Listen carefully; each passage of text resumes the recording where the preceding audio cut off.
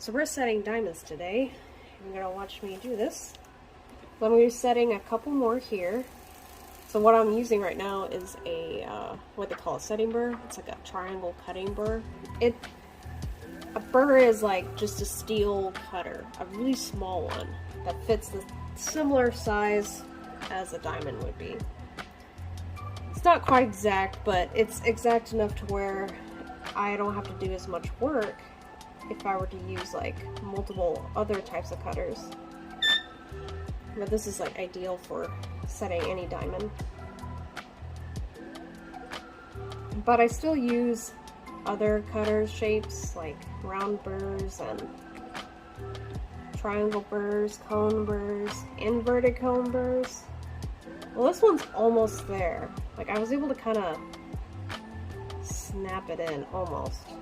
That's like slightly off, and that's okay because I'm gonna remove it just by a little bit and then cut a little more.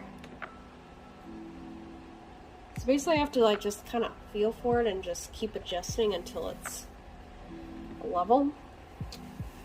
Now, diamond setting's similar to, in a way, in a sense, working with materials in general. I think I noticed because I've worked with woodworking when I was younger as well as sewing, and they do have one thing in common, and that is the material or the wood tell you what to do. It's not the other way around. Well, it's similar with setting any stone. It tells you exactly how it wants to sit in the setting. I can never force it, otherwise it'll just be crooked and it won't look good. That's the truth. So I think I almost got this one. Let me check.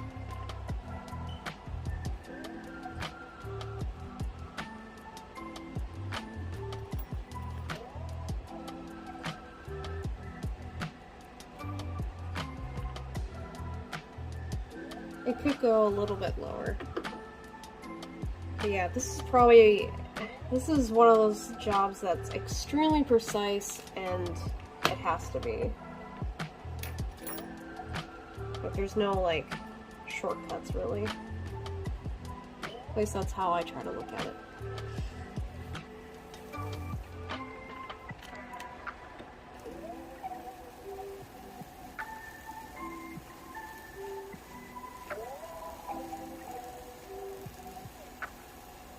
So I'm also kind of just moving the cutter a little bit in a circular motion, just because unfortunately, like most of my cutters are just a little too small for my diamonds. They came a little big, larger than I wanted to, but that's okay because I just need to cut a little bit more room than I would just going straight down. And we don't just cut up and down, sometimes we go to circular motion. It's usually a last resort if it's just like the stone is just way too large. The other way we can do it is we call an undercut, which is kind of a scooping motion. And that way, that's a really good technique because you can kind of just slide the diamond in without having to cut too much. But yeah, this one is in there. So I got 4. So let me get some beeswax so that I can move the wax over. And I'm doing this because what I'm going to do next is I'm going to melt the wax onto the stones, and this way they will be held in place. Because when I start the tightening process,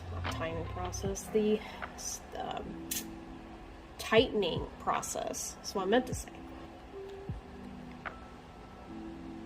Then I'll be tightening them, but then the thing is, diamonds will move usually when I'm tightening them, and sometimes when they do move, they'll usually move crooked, and then I have to correct it later.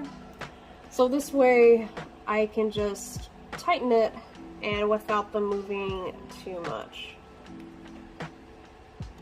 I want to keep them as straight as possible. Alright, so now for the 5th one.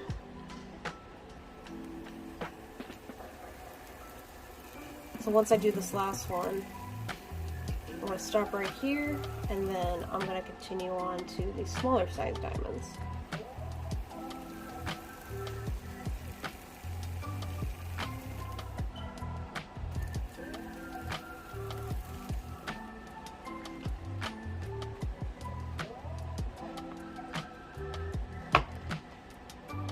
Alright, let's grab another one.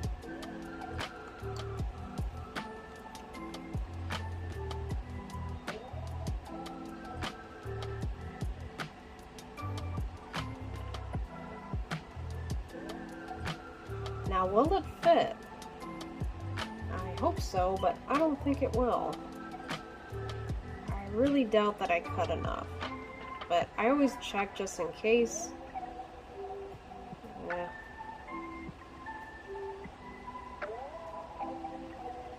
I don't think so.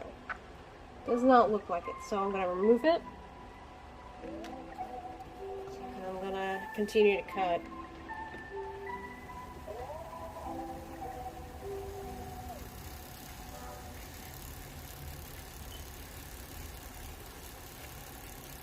You'd be surprised how long each technique takes when it comes to jewelry making, because, like,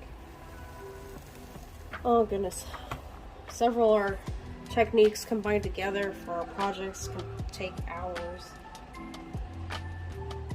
Depending on how complicated some pieces are, sometimes they can take a whole day. Hopefully not, but it depends on if it's super elaborate or something. But at least a half day.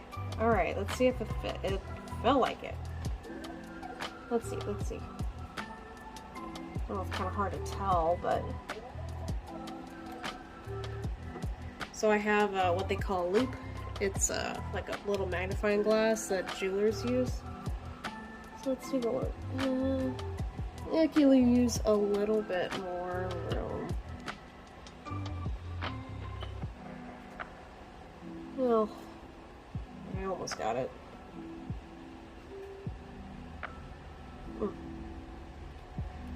Yeah, sometimes they just will stay in there and I have to, like, move it a little, like that. Okay.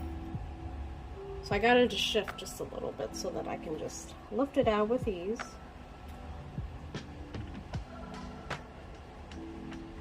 Now with diamonds, they're probably, because they're the hardest gem, that makes them the easiest diamonds, or I should say, the easiest gems to set out of all of them.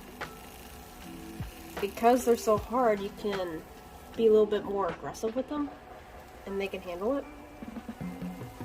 But with and what I'm referring to is certain settings, like such as channel, when you can just sort of like use a small little hammer and chisel around. And they can do other types of settings that require a little bit more force. I may sound it like it's a lot, but it's really not. But gems just need a sufficient amount of metal in order for them to be tight and to be set properly. But with other gems, aside from diamonds, they are a lot more fragile. So I have to just treat them with a lot of care and just be gentle with them and make sure that they set right and I don't have to do as much work when I tighten them. I think I got it. Alright, so we got all 5 of these guys. So I'm going to stop at 5 because I'm going to move on to the top. So I'm going to turn this and have it towards the center with me. And I'm going to start setting the 1mm diamonds. So 1mm is like, I don't know, maybe 2 or 3 grains of salt or so.